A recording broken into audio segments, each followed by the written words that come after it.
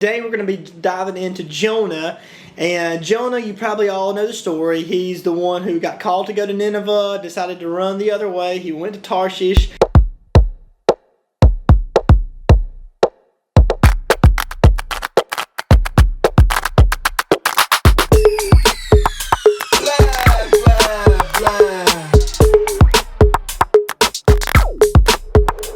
Okay, all right. I brought with me a tie, and I want to tell a story about this tie. But before I do that, I want to just maybe go back to a story about when I used to golf. I wanted to be a professional golfer. I mean, I hit thousands and thousands and thousands of golf balls on the range every week, and that is no exaggeration. From the time that I got out of class until I would turn the lights on and literally play, like an hour or 2 hours into the night, just practicing over and over and over and over, teaching myself how the motion of hitting down on the golf ball, hitting golf ball. I was a terrible putter, so I could strike the ball. I remember one tournament I hit 36 out of 36 fairways, hit almost every green, and shot 74. How in the world do you hit almost every green, every fairway, and shoot 74? I mean, I was absolutely terrible at putting, and that is kind of honing me my whole life. So when my plans for being a professional golfer didn't come to pass like how I wanted them to, I went to a place in January called Passion, and it's at Passion that really God birthed in me a desire to come into ministry and to go into ministry. And so sometimes your plans change, and you have to learn to adapt. At least mine did. And now, let's talk about the tie. I'm not very good at tying ties. Actually, I'm pretty bad at it. But I can do it. I think I can do it. YouTube kind of taught me how to tie ties. Donnie kind of taught me how to tie ties.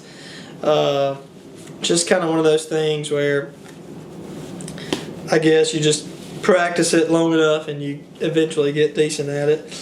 So it didn't take too terribly long right there.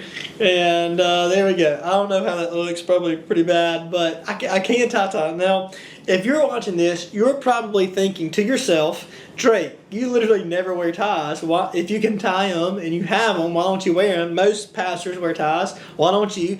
And maybe that's a question you have. Now, I do have a reason, by the way, why I don't necessarily wear ties all the time. And that is because I've had people tell me in the past, hey, I'm not coming to church because I don't have anything to wear, or I don't look nice enough, or whatever.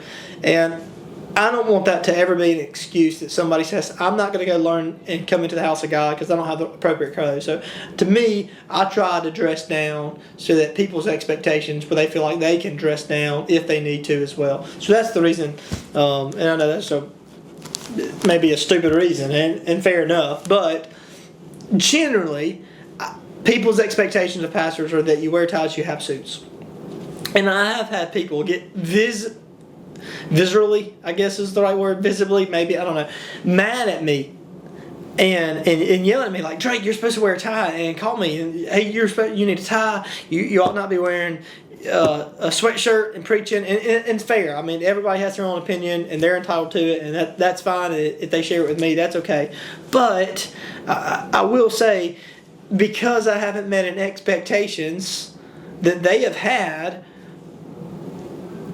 what's burst out of that is an anger that sometimes is towards me, but more importantly, in your life, when people don't meet your expectations, it often either lets you down or makes you angry. So we got two different types of changing of plans. Number one, your plans change in the sense that you thought this was going to happen, and you had these expectations of what your life would look like, and you were 35 years old, and you never thought you would be divorced, or you're 40 years old, and you never thought you would have this illness, or you're 25 years old, and you're still in college, and you thought you would have been graduated by now, and you don't even know what field you want to go into, and now your plans your plans are changing, and it's not how you thought that it would be. So when that happens, how do you handle it?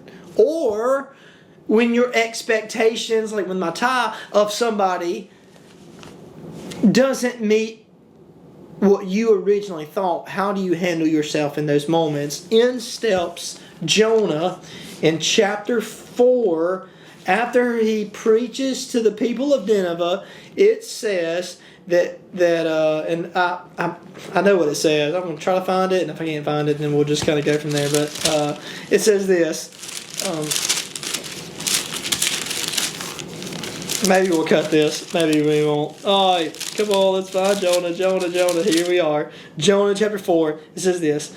This change of plans greatly upset Jonah, and he became very angry. So this change of plans greatly upset Jonah, and he became very angry. Do you see how when his plans changed, or his expectations of someone else was let down? Either one, but both and in this situation, the natural reaction is for anger, either towards God, towards your circumstance, towards yourself, towards another person, boils up. But God answers, and He actually answers. So what's the answer that God gives to Jonah when our plans change, our chance plan? When that happens, what's the correct way to view it? God's going to show Jonah, you see it in the text, a plant grows, provides Jonah shade. A worm comes, eats the plant dies, no more shade, now he's scorching hot. It even says he became so anguished to the point of death. God goes to Jonah and says, you care so much for this plant. Why do you not care for the 120,000 Ninevites that are living in spiritual darkness? So God's resolution to Jonah about plans changing is, hello, there are way more people that I need to affect, and I'm going to affect that by not meeting your expectations, by exceeding your expectations, or changing your plans. So, if we lock God into the realm of what we desire or what we expect to happen, and He breaks out of that, we will be let down.